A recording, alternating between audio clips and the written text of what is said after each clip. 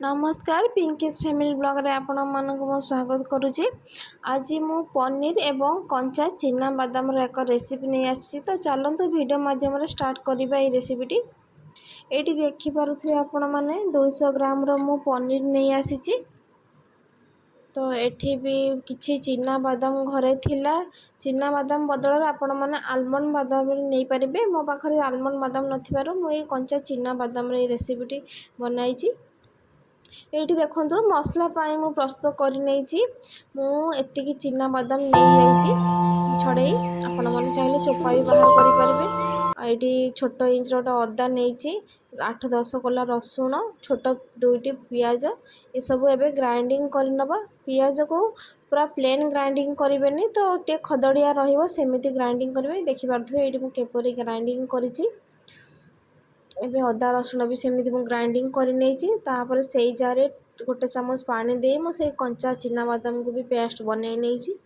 देखिपे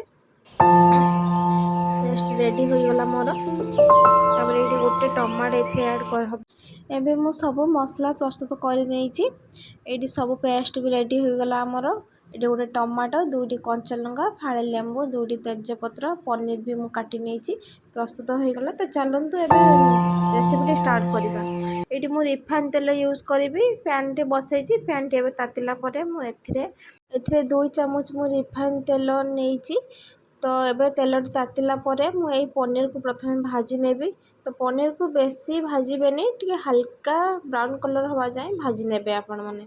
ये देखिपे मुझे किपरि भाजी यहीपरि मु सब पनीर को एबे भाजी नहीं। तो चलतु एबे नेक्स्ट प्रोसेस को। ये से पैन रे मोर तेल किछि थिला तो आउ मुझे 2 चामच रिफाइन तेल मुझे एबे तेल तातिला 2टी छोट डालचीनी 2टी गुजराती मुझे ऐड करी 2टी तेजपत्र भी मुझे एबे छोट हाफ चामच जीरा मु ऐड करी। ये सब भल भाव फुटीगला पियाजर पेस्ट को प्रथम ऐड करवा। तो देखो ये पियाज को एबे भाजबा टिके ब्राउन कलर हवा जाए।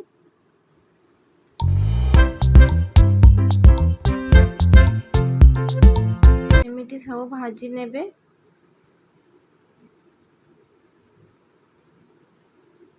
तापरे आम जो अदा रसुण पेस्ट तो से ऐड करदे।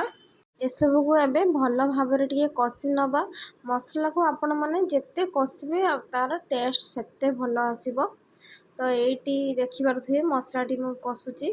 तो ये मु छोट हाफ चामच रेड चिली पाउडर देइची। तापरे मु काश्मीरी रेड चिली पाउडर भी मु गोटे चामच नहीं। यह राग कम किंतु कलर भल आसे तरकारी रे। तो यही सब को एबे मु कषि नहीं। यापर मु गोटे छोट टमाटो काटी नहीं थी तो ताहा एबे ऐड करदेली। तो टमाटो भी एबे मु टिके सिझिबापाई टिके हाफ चामच लुण मुझे नहीं। लुण दबा द्वारा मसला जो टमाटो दिया थाए तो से जल्दी सिझी जाए। तो ये सब एबे भल भाव कषि नवा। तापर आमर जो बादाम पेस्ट मु रेडी करी एबे से मु देई देइछि। ये सब को भल भाव आउ टिके कषि नेबे। तो ये देखो मुझे कषि नौ मसला भी मोर टिके हो आसलानी। तो ये मु 2टी कंचा लंका मझिरू एमती चिरी नहीं थी। तो कंचा लंका दबा द्वारा तरकारी भल बास्ना भी आसी थाए। तो मुझे कंचा लंका ये 2टी मु ऐड करी। यापर फाड़े लेंबूर रस ये मु ऐड कर नहीं। तापरे गोटे छोट हाफ चामच भजा जीरा गुंड ये मु ऐड करी। भजा जीरा गुंड दबा द्वारा तरकार टेस्ट टिके भल आसी थाए। तो एबे सब एमती कषि नवा मसला को। यापर जो बादाम पेस्ट पानी टी मु रखी थी मु ऐड कर देइछि। एबे मसला को आउ टिके भल भाव कषि नवा। ये मसलाटी कषि हो गला मुझे 2 चामच क्षीर मुझे क्षीर मु फुटे रखी थी तो सेठी मु देली। यह बदल आपण मैंने कंचा क्षीर दे पारे ना तो दही भी दे पारे। दही देले टेस्ट भी भल आसीबो। एबे टिके मु चीनी देइछि। चीनी दबा द्वारा टेस्ट टिके भल आसे। जहाँ को चीनी पसंद नुह भी स्किप करि परिबे। एबे सब मसला को आउ टिके भल भाव कषि नवा। मसला तेल भी छाड़ी आसलानी। एमती घोड़णी दे सिम करी धीरे धीरे मसला को आउ टिके कषि नवा। ଏଇଠି ମସଲା ବି ଆମର ପ୍ରସ୍ତୁତ ହୋଇଗଲାଣି। ତାପରେ ମୁଁ ଏଠି ତରକାରୀର କ୍ୱାଣ୍ଟିଟି ଦେଖି ମୁଁ ଏଠି ପାଣି ନେଇଛି। ତ ଆପଣମାନେ ଆପଣଙ୍କ ତରକାରୀର କେମିତି ଗ୍ରେଭି ରଖିବେ, ତ କେତେ ପରିମାଣରେ ଗ୍ରେଭି ରଖିବେ ସେଇ ଅନୁସାରେ ଆପଣମାନେ ପାଣି ନେଇପାରିବେ। ଏବେ ଗ୍ରେଭିଟି ମୋର ଫୁଟି ଆସିଲା ପରେ ଭାଜି ରଖିଥିବା ପନିରକୁ ଏଠି ମୁଁ ଆଡ଼୍ କରିଦେଇଛି। ଏବେ ଦେଖନ୍ତୁ ଭଲ ଭାବରେ ଫୁଟିବା ପାଇଁ ଛାଡ଼ିଦେବା କିଛି ସମୟ। ଏଇଠି ତରକାରୀ ବି ମୋର ଫୁଟି ଆସିଲାଣି। ତ ଏହି ସମୟରେ ମୁଁ ଲୁଣ ମୋର ତରକାରୀର ପରିମାଣ ଦେଖି ମୁଁ ଲୁଣ ଦେଇଛି। ତ ମୁଁ ଜମାରୁ ବି ଲୁଣ ଦେଇନଥିଲି, କେବଳ ମସଲାରେ ଟମାଟୋ ସିଝିବା ବେଳେ ଲୁଣ ଦେଇଥିଲି। ତ ଏବେ ମୁଁ ଘରୋଇ ଗରମ ମସଲା ଏଇଟା ମୁଁ ତିଆରି କରିଛି। ଏଥିରେ ଡାଲଚିନି, ଗୁଜୁରାତି, ଲବଙ୍ଗ, ଜାଇଫଳ ଏଥିରେ ମୁଁ ବନେଇଛି। ତ ଆପଣମାନେ ଏମିତି ଘରୋଇ ଗରମ ମସଲା ତିଆରି କରିବେ, ଦେଖିବେ ତରକାରୀର ଟେଷ୍ଟ ପୁରା ଭଲ ଆସିବ। ଏଠି ମୁଁ ହାଫ୍ ଚାମଚ ଗରମ ମସଲା ଦେଇଛି। ତ ଏଠି ମୁଁ ଗୋଲମରିଚ ଗୁଣ୍ଡ ବି ହାଫ୍ ଚାମଚ ମୁଁ ଏଠି ଦେଇଛି।